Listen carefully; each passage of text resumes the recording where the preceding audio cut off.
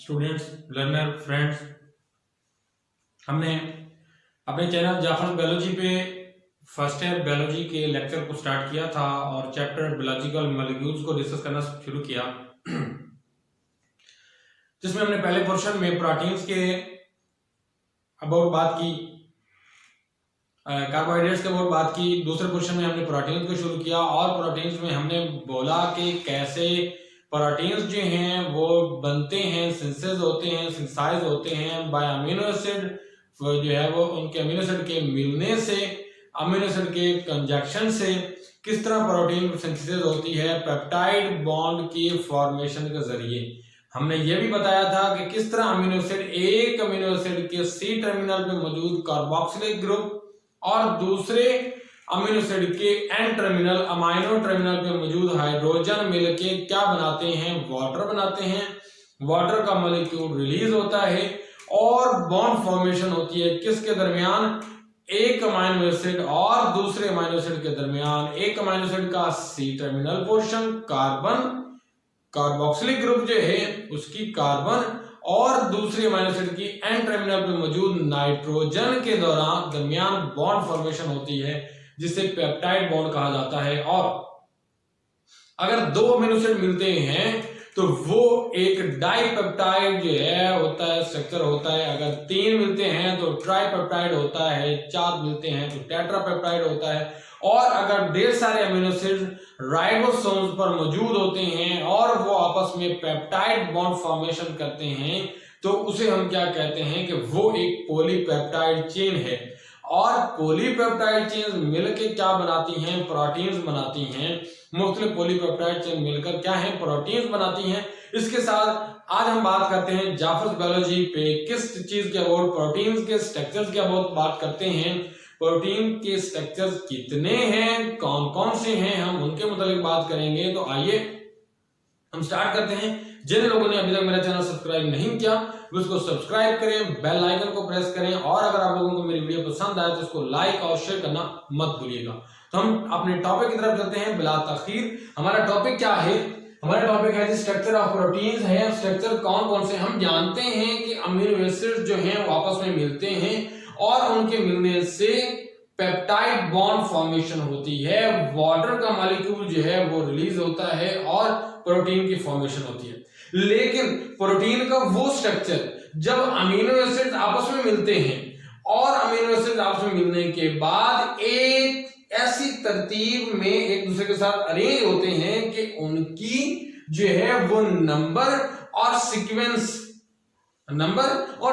जो है वो वाज़े तौर पे जो है वो पहचान की जा सके, वाज़े तौर पे उसकी पहचान की जा सके। किस किस चीज की, अमीनो एसिड्स की नंबर की, उनकी तादाद की और उनकी सीक्वेंस की। सीक्वेंस मतलब कौन सा अमीनो एसिड किसके बाद आने वाला है, कौन सा अमीनो एसिड जो है वो किसके बाद आना है। फर्ज की हम बात करते हैं, एग्जांपल देते हैं, एक अमीनो एसिड मिथियोनिन है, दूसरा अमीनो एसिड ग्लाइसिन है, तीसरा अमीनो एसिड एलानिन है।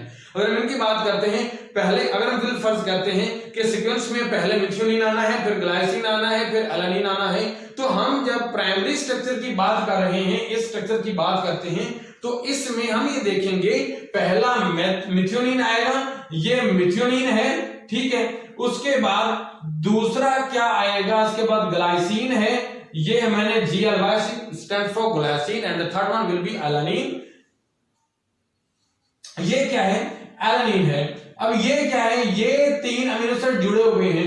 अब इस तरह का स्ट्रक्चर जो है वो प्राइमरी स्ट्रक्चर प्रोटीन्स का वजूद आता है, जिसमें हम बता सकते हैं दो चीजें, कौन कौन सी, अमीनो एसिड के नंबर को बता सकते हैं कि कितने अमीनो एसिड तादाद में पेप्टाइड बॉन्ड बनाते हैं, और उन अमीनो एसिड के मिलने से एक पॉलीपेप्टाइड चेन बनती है। You will be able to know that how much amino acid will be present in a polypeptide chain, how much amino acid will be involved to formation of polypeptide chain, how much amino acid will be involved to make a peptide bond between different type of amino acid, make a peptide bond between C terminal and N terminal of two different amino acid.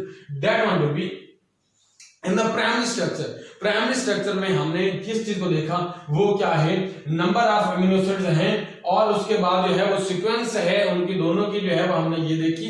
अब ये number of sequence of amino acid हम easily जो है वो जान सकते हैं। इस तरह के एग्जांपल क्या है कि एफ सेंजर ने, किसने, एफ सेंजर ने इंसुलिन पे राउंड अबाउट 10 साल तक वर्क किया। एफ सेंजर ने इंसुलिन पे राउंड अबाउट 10 साल तक वर्क किया और 10 साल वर्क करने के बाद उसने क्या कहा कि इंसुलिन जो है ऐसी प्रोटीन है जो कि 51 अमीनो एसिड पर मुश्तमिल है। कितने अमीनो एसिड पर मुश्तमिल है जी? 51 अमीनो एसिड पर मुश्तमिल है। उन 51 अमीनो एसिड पर मुश्तमिल ये प्रोटीन 2 चेन्स पर मुश्तमिल है।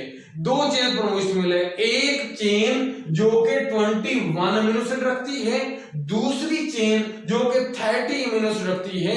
30 अमीनो एसिड वाली पॉलीपेप्टाइड चेन और 21 अमीनो एसिड वाली पॉलीपेप्टाइड चेन ये मिलके एक इंसुलिन बनाती हैं। और ये जो पॉलीपेप्टाइड चेन मौजूद हैं, ये जो यहां पे मौजूद होती हैं, ये आपस में अटैच होती हैं डाइसल्फाइड ब्रिजेस के जरिए। डाइसल्फाइड ब्रिजेस मीन कि ये एक सल्फर है, देन ये दूसरी सल्फर है, ये 2 सल्फर की मौजूदगी क्या बनाती है, डाइसल्फाइड ब्रिजेस, क्योंकि ये 2 सल्फर बिटवीन द पॉलीपेप्टाइड्स, इधर बिटवीन द पॉलीपेप्टाइड, अगर ये एक पॉलीपेप्टाइड चेन है, दूसरी ये पॉलीपेप्टाइड चेन है, इनके दरमियान में ये बतौर डाइसल्फाइड ब्रिज के तौर पर एक्ट करेगी, जो कि 2 पॉलीपेप्टाइड चेन को जोड़े हुए हैं, इसीलिए तो उसे डाइसल्फाइड ब्रिज, डाइसल्फाइड कहते हैं 2 सल्फर की मौजूदगी की वजह से, ब्रिज कहते हैं चूंकि वो पॉलीपेप्टाइड चेन को जोड़ रही होती है, प्रोटीन की फॉर्मेशन में इन्वॉल्व हो रही होती है। दैट्स व्हाई हम उसे क्या कहते हैं कि वो डाइसल्फाइड ब्रिजेस हैं। ये कनेक्शन डाइसल्फाइड ब्रिजेस हैं जो कि 2 पॉलीपेप्टाइड चेन्स को आपस में जोड़ रहे होते हैं। अब क्या है कि इसी तरह वो कहते हैं कि इसमें प्राइमरी स्ट्रक्चर में जब हम सीक्वेंस की बात कर रहे होते हैं, जब हम नंबर ऑफ अमीनो एसिड्स की बात कर रहे होते हैं, ये नंबर ऑफ अमीनो एसिड, ये सीक्वेंस जो है अमीनो एसिड्स की, ये कंट्रीब्यूट की जाती है किसकी वजह से, न्यूक्लियोटाइड्स की वजह से। क्यों? ये इनको न्यूक्लियोटाइड डिटरमिन करती है। कैसे न्यूक्लियोटाइड डिटरमिन करती है कि अगर न्यूक्लियोटाइड जो है, एक न्यूक्लियोटाइड अपने पास, डीएनए की न्यूक्लियोटाइड, एक न्यूक्लियोटाइड अपने पास कार्बन नंबर 1 पे एक नाइट्रोजन बेस रखती है, दूसरी एक नाइट्रोजन बेस रखती है, तीसरी भी एक नाइट्रोजन बेस रखती है, 3 नाइट्रोजनी बेसिस का जो कोड है वो जेनेटिक कोड है। फर्ज किया मैं ये कहता हूं कि वो AUG है, एडेनिन, यूरासिल, गुवानिन। ये 3 नाइट्रोजनी बेसिस, एक्चुअली ये 3 नाइट्रोजनी बेसिस नहीं है, एक्चुअली ये 3 नाइट्रोजनी बेसिस नहीं है, ये 3 न्यूक्लियोटाइड्स हैं, क्योंकि एक न्यूक्लियोटाइड के पास एक नाइट्रोजनी बेस है और इन 3 नाइट्रोजनी बेसेस ने, इन 3 न्यूक्लियोटाइड्स ने मिलके एक जेनेटिक कोड बनाया है। और ये जेनेटिक कोड क्या है, वो एक अमीनो एसिड को कोड कर रहा है। तो इसीलिए कहा जाता है कि ये डिटरमिन करती हैं सीक्वेंस को, किसकी, अमीनो एसिड की सीक्वेंस को डिटरमिन करती हैं। क्योंकि अगर इन न्यूक्लियोटाइड्स में से, इन नाइट्रोजनी बेसिस पर मुश्तमिल जेनेटिक कोड में से एक भी नाइट्रोजनी बेस इधर से उधर हो गई, अपनी जगह छोड़ गई, पॉइंट म्यूटेशन हो गई, इसे पॉइंट म्यूटेशन कहते हैं, जब एक नाइट्रोजनी बेस जो है वो चेंज कर दे अपनी जगह, जहां पे उसे अटैच होना था वहां पे अटैच नहीं हो पाती, जहां पे उसे अटैच होना था वहां पे नहीं हो पाती, अपनी जगह को तब्दील कर देती है। जब वो अपनी जगह को तब्दील करती है तो उसकी वजह से वो जेनेटिक कोड जो बनना था वो बन नहीं पाता, और वो जेनेटिक कोड जिसने अमीनो एसिड को कोड करना था वो मुतलका अमीनो एसिड को कोड नहीं कर पाएगा, वो मुतलका अमीनो एसिड को कोड नहीं कर पाएगा। नतीजतन वो डिफरेंस आ जाएगा, उसमें सीक्वेंस में डिफरेंस आ जाएगा। कैसे? एग्जांपल में दी जाती है कि हीमोग्लोबिन है, ये एक प्रोटीन है जो कि 574 अमीनो एसिड पर मुश्तमिल है, मौजूद है ब्लड में, हमारे खून में मौजूद है। ब्लड में मौजूद है, जिसका काम क्या है, ऑक्सीजन की ट्रांसपोर्ट करना है, जिसका काम ऑक्सीजन को कैरी करके पहुंचाना है, उसकी ट्रांसपोर्टेशन में इन्वॉल्व है। अब ये 574 अमीनो एसिड पर मुश्तमिल हीमोग्लोबिन जो प्रोटीन है, इसमें दो तरह की चेन्स पाई जाती है, एक अल्फा चेन, दूसरी बीटा चेन। अल्फा चेन भी पाई जाती है, बीटा चेन भी पाई जाती है। हर अल्फा चेन में 141 अमीनो एसिड्स होते हैं और हर बीटा चेन में 146 अमीनो एसिड्स होते हैं। इनमें दो अल्फा चेन 141, दो बीटा चेन 146 की, और ये 574 अमीनो एसिड बनाती हैं। इनमें से अगर एक भी अमीनो एसिड अपनी जगह चेंज कर जाता है तो होता क्या है कि वो रेड ब्लड सेल्स जो कि एक डिस्क शेप के होते हैं, वो अपनी शेप उनमें चेंज हो जाती है। वो क्या होते हैं, उसमें नतीजतन वो एक है वो आड़ी तिरछी शेप की बना लेते हैं, और उस वक्त क्या होता है कि वो ऑक्सीजन की ट्रांसपोर्टेशन में मदद नहीं कर पाते, और ऐसी कंडीशन में उसे सिकल सेल एनीमिया कहा जाता है। अगरचे सिर्फ एक अमीनो एसिड ने अपनी जगह चेंज की थी और एक अमीनो एसिड ने अपनी जगह चेंज करने की वजह से सिकल सेल एनीमिया हो गया, तो यही कहा जाता है। इसीलिए ये एग्जांपल दी है, क्योंकि अमीनो एसिड की मौजूदगी, अमीनो एसिड की नंबर, अमीनो एसिड की तरतीब जो है वो डिटरमिन की जाती है by nucleotides of the DNA. Nucleotides of the DNA जो है वो दो चीजें डिटरमिन करती हैं, एक अमीनो एसिड्स की तादाद को, दूसरा अमीनो एसिड्स की तरतीब को, दोनों को वो कोड करती है। अगर हम बात करते हैं सेकेंडरी स्ट्रक्चर की, तो ये सेकेंडरी स्ट्रक्चर वो पॉलीपेप्टाइड चेन जो अमीनो एसिड एक दूसरे के साथ एक तरतीब में जुड़ गए थे, वो एक जैसे कि हमने बात की हीमोग्लोबिन की बात की कि इसके पास दो चेन मौजूद होती हैं, दोनों चेन में से एक अल्फा चेन 141 अमीनो एसिड पर मुश्तमिल है, 141 अमीनो एसिड पर मुश्तमिल है। अब ये 141 अमीनो एसिड वाली पॉलीपेप्टाइड जो है ये या तो हेलिकल स्ट्रक्चर बनाएगी यूं करके, या तो फिर वो ये स्पाइरल स्ट्रक्चर बनाएगी यूं करके, या फिर वो ये यूं करके आगे पीछे ये बीटा प्लेटेड शीट्स बनाएंगी। ये स्ट्रक्चर है बीटा प्लेटेड शीट्स का, ये है अल्फा हेलिक्स का। अगर वो हेलिकल स्ट्रक्चर बनाती है तो हेलिकल स्ट्रक्चर में एक हेलिक्स में एक राउंड में, मतलब ये यहां से शुरू हुआ और वो यूं घूम के यहां पे आया, तो ये एक राउंड बनता है। इस एक राउंड में 3.6 अमीनो एसिड्स मौजूद होते हैं। कितने अमीनो एसिड मौजूद होते हैं जी? एक राउंड में 3.6 अमीनो एसिड मौजूद होते हैं। दूसरी बीटा प्लेटेड शीट्स हैं कि ये जिस तरह मैंने शो किया है कि ये एक दूसरे के ऊपर यूं इस कंडीशन में एक दूसरे को फोल्डिंग बैक्स, एक दूसरे के ऊपर मतलब आगे एंड पीछे, आगे पीछे एक दूसरे के ऊपर फोल्डिंग बैक्स की शक्ल में जो है ये मौजूद होती हैं। लेकिन इनको जोड़ने वाली ताकत क्या कहलाती है? Hydrogen bond. हाइड्रोजन बॉन्ड कैसे? हम जानते हैं कि अमीनो एसिड का जनरल फार्मूला क्या है। अगर मैं बात करूं, ये जनरल फार्मूला है, ये अल्फा कार्बन है, इसके साथ ये मौजूद है जनाब हाइड्रोक्सिल कार्बोक्सिलिक ग्रुप, इसके साथ ये मौजूद है कौन? अमाइनो ग्रुप मौजूद है। तो ये अब क्या है कि अगर ये यहां पे भी कोई जुड़ा हुआ है कि इस कंडीशन में भी कोई जुड़ा हुआ है, इसका नाम क्या है? अमीनो एसिड मौजूद है। स्ट्रक्चर को चेंज करता हूं ताकि आपको बेहतर अंदाज में समझा पाऊं। तो क्या है कि अगर ये यहां पे कोई पड़ा हुआ है, कौन? अमीनो एसिड पड़ा हुआ है। किस तरह पड़ा हुआ है कि ये एक पॉलीपेप्टाइड अमीनो एसिड है, तो वो ये करके अगर मैं इसको कार्बोक्सिलिक एसिड को बनाता हूं तो होता क्या है कि अब इस अमीनो एसिड में ये जो अमीनो एसिड है इसके दरमियान ये सॉरी हाइड्रोजन इसमें शामिल नहीं कर पाया, इसमें नहीं हुई, ये मिस हो गया। ये हाइड्रोजन, ये एक हाइड्रोजन, ये एक अमीनो एसिड है, दूसरा ये अमीनो एसिड है। लेकिन होता क्या है, इस अमीनो एसिड की इस ऑक्सीजन के दरमियान में और इस हाइड्रोजन के दरमियान में ये एक अमीनो एसिड की कार्बोक्सिलिक ग्रुप में मौजूद ऑक्सीजन और दूसरी अमीनो एसिड की अमाइनो ग्रुप में मौजूद जो हाइड्रोजन है, इनके दरमियान वीक फोर्सेस ऑफ अट्रैक्शन बन जाती हैं। क्योंकि हाइड्रोजन और ऑक्सीजन के दरमियान ही फोर्सेस ऑफ अट्रैक्शन बनती हैं, इसलिए हाइड्रोजन बॉन्डिंग कहा जाता है। अब ये होता क्या है कि एक ये चेन चल रही है, एक ये चेन चल रही है। इस चेन के अमीनो एसिड के और इस चेन के अमीनो एसिड के दरमियान क्या होता है? फोर्सेस ऑफ अट्रैक्शन होती है हाइड्रोजन और ऑक्सीजन के दरमियान। और ये हाइड्रोजन और ऑक्सीजन के दरमियान जो फोर्सेस ऑफ अट्रैक्शन है वो इनको या तो अल्फा हेलिकल स्ट्रक्चर बनाने पे जो है वो कायम रखने में मदद देती हैं, या फिर वो बीटा प्लेटेड शीट्स जो है वो बनाने में मदद देती हैं।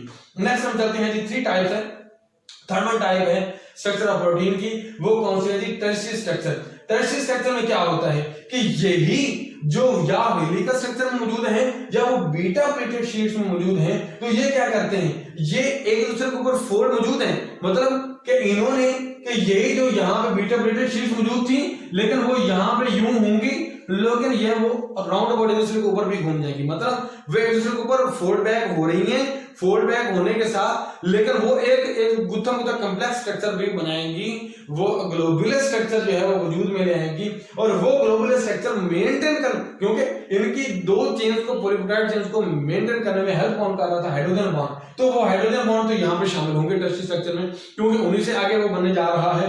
दूसरा, क्योंकि ये स्ट्रक्चर जो ये पॉलीपेप्टाइड चेन का स्ट्रक्चर वजूद में आया है प्राइमरी स्ट्रक्चर से, लिहाजा प्राइमरी स्ट्रक्चर में जो बॉन्डिंग्स थी डाइसल्फाइड ब्रिजेस वो भी यहाँ पे पाई जाती है, डाइसल्फाइड ब्रिजेस भी, हाइड्रोजन बॉन्ड भी, और तीसरी यहाँ पे पाई जाती है कौन सी? आयोनिक बॉन्ड्स की जो है फोर्स ऑफ अट्रैक्शन पाई जाती है, टर्शियरी स्ट्रक्चर बनता है। और इसकी एग्जांपल क्या है? इसकी एग्जांपल जो है ये है कि ये जो टर्शियरी स्ट्रक्चर है, ये जो प्रोटीन का टर्शियरी स्ट्रक्चर है, जब इसे हम एक्वस मीडियम में ले जाते हैं, जब इसे एक्वस मीडियम में ले जाते हैं तो दो पोर्शन, एक हाइड्रोफोबिक, एक हाइड्रोफिलिक। जो हाइड्रोफोबिक है वो वाटर रिपेलेंट पोर्शन है जो वाटर से दूर भागता है, और दूसरा है हाइड्रोफिलिक जो वाटर लविंग पोर्शन है जो वाटर की तरफ जाता है। अब अगर किसी प्रोटीन को हम लेते हैं, उसको पानी के अंदर डालते हैं, तो भाई अल्टीमेटली सी बात है, वाज़ेह सी बात है, उस प्रोटीन का बाहर वाला हिस्सा वो पोर्शन बताएगा जो हाइड्रोफिलिक होगा, और अंदर वाला पोर्शन जो है वो कौन बनाएगा? हाइड्रोफोबिक। मतलब जब हम इस प्रोटीन को पानी के अंदर डालेंगे तो वो ऑटोमेटिकली उसकी हाइड्रोफिलिक जो है उसकी क्वालिटी जो है और हाइड्रोफोबिक क्वालिटी है, उनकी वजह से क्या होगा कि अमीनो एसिड की स्ट्रक्चर जो है वो कंडीशन चेंज हो जाएगा, जो उनको इकट्ठा रखने पे मजबूर करेगा, क्योंकि हाइड्रोफोबिक तमाम इनसाइड होंगे, ठीक है, उनको इकट्ठा रखने पे मजबूर करेगा। उसके बाद बारी आती है किसकी? क्वाटरनरी स्ट्रक्चर की। यही टर्शियरी स्ट्रक्चर जो है वो मजीद जो है वो आगे कन्वर्ट होता है, हाईली कॉम्प्लेक्स स्ट्रक्चर में बनता है। और इसकी मिसाल क्या है? हीमोग्लोबिन, जो हीमोग्लोबिन फाइनली जिस स्ट्रक्चर में कन्वर्ट होती है उसको हम क्या कहते हैं कि वो एक क्वाटरनरी स्ट्रक्चर है, जो कि हाइड्रोफोबिक इंटरेक्शन की वजह से, हाइड्रोजन बॉन्डिंग की वजह से, आयनिक बॉन्डिंग की वजह से वो उनको आपस में जो है वो मेंटेन रखती है।